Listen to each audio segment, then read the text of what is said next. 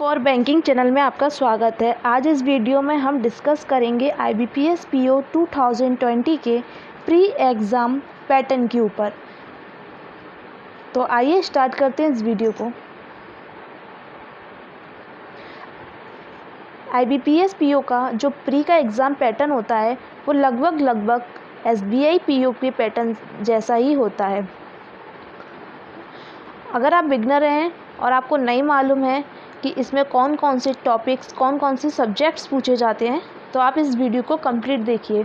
जो प्री होता है उसमें 3 सब्जेक्ट पेपर में पूछे जाते हैं। जो पहला सब्जेक्ट है हमारा वो है इंग्लिश लैंग्वेज, और जो दूसरा सब्जेक्ट है वो है हमारा क्वांटिटेटिव एप्टीट्यूड, और जो हमारा तीसरा सब्जेक्ट है वो है हमारा रीजनिंग।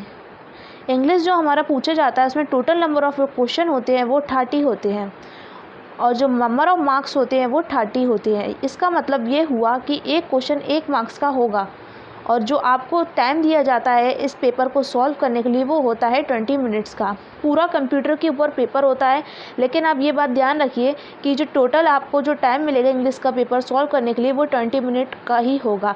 अगर आपका पेपर 20 मिनट से पहले हो जाता है तब भी आपको 20 मिनट कंप्लीट होने तक का वेट करना होगा, क्योंकि 20 मिनट पूरे होने के बाद ही आपका नेक्स्ट स्लॉट ओपन होगा, जो कि क्वांटिटेटिव एप्टीट्यूड या रीजनिंग में से किसी का भी हो सकता है। आपको कोई बटन दबाने की ज़रूरत नहीं पड़ेगी वहाँ, क्योंकि वहाँ ऑटोमेटिकली स्क्रीन पर ये ओपन हो जाता है टाइम पूरा होने के बाद। इसके बाद जो हमारा नेक्स्ट सब्जेक्ट है वो है क्वांटिटेटिव एप्टीट्यूड।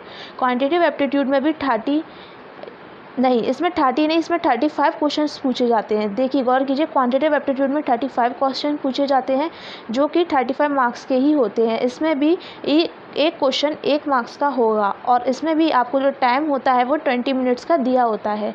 इसी प्रकार रीजनिंग में 35 क्वेश्चन पूछे जाते हैं जो कि 35 मार्क्स के होते हैं, और इसके लिए भी आपको 20 मिनट्स का टाइम दिया जाता है। इसका मतलब ये हुआ कि टोटल टाइम आपके पास इस एग्ज़ाम को पूरा सॉल्व करने के लिए जो होता है वो 60 मिनट्स का होता है। 60 मिनट्स जिसे हम 1 आवर बोल सकते हैं। अब बात कर लेते हैं हम यहाँ पर माइनस मार्किंग की।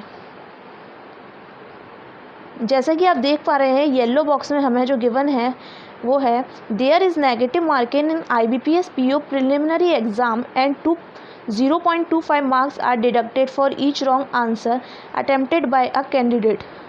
इस एग्ज़ाम में 0.25 मार्क्स की नेगेटिव मार्किंग होती है। इसका मतलब ये हुआ कि अगर आपके 4 क्वेश्चन गलत हैं तो आपका 1 मार्क्स डिडक्ट होगा। It is necessary to clear the cutoff in all 3 sections to qualify for the IBPS PO means exam। अब यहाँ लिखा हुआ है कि एग्ज़ाम को क्वालिफाई करने के लिए, यानी कि प्री एग्ज़ाम को क्वालिफाई करने के लिए आपका सेक्शनल कट ऑफ क्लियर होना ज़रूरी है।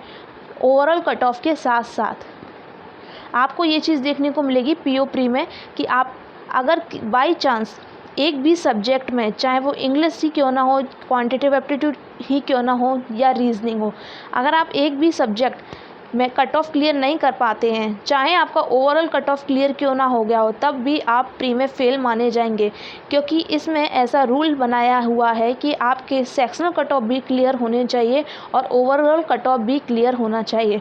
तो इस चीज़ का आप जब पेपर देने जाएँ तो बिल्कुल ध्यान रखना। इस वीडियो में हमने डिस्कस किया पूरा प्री एग्ज़ाम का पैटर्न। अगर आपको ये वीडियो हेल्पफुल लगी हो तो प्लीज़ इस चैनल को सब्सक्राइब करना नहीं भूलिएगा। Thank you for watching this video.